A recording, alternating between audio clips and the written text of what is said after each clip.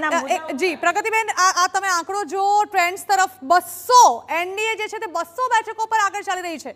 મહાગઠબંધન 38 બેઠકો પર અને એનડીએ 200 બેઠકો પર આગળ ચાલી રહી છે.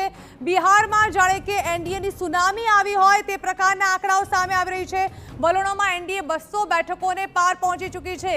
લગાતાર જે પ્રકારે ટ્રેન્ડ સામે આવી રહ્યા છે તેમાં મહાગઠબંધનની બેઠકો ઘટતી જઈ રહી છે અને એનડીએની બેઠકો વધતી જઈ રહી છે.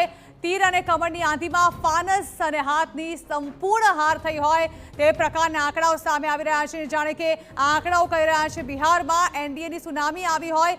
વલણોમાં સ્પષ્ટ રીતે હાલ એનડીએ 200 બેઠકોને પાર પહોંચી ચૂકી છે અને લગાતાર મહાગઠબંધનની બેઠકો 201 પર એનડીએ આગળ ચાલી રહી છે. મહાગઠબંધનની બેઠકો જે છે તે ટ્રેન્ડ્સ પ્રમાણે પણ લગાતાર ઘટી રહી છે. 36 બેઠકો પર મહાગઠબંધન આગળ અને એનડીએ જે છે 201 બેઠક પર આગળ ચાલી રહી છે. શરૂઆતમાં તેજસ્વી યાદવ દ્વારા કહેવામાં આવ્યું હતું કે ટ્રેન્ડ્સ છે હજી તેને ફોલો ન કરો, શરૂઆતી ટ્રેન્ડ્સ છે, પરંતુ તેમનું કહેવું હતું ટ્રેન્ડ્સ બદલાશે.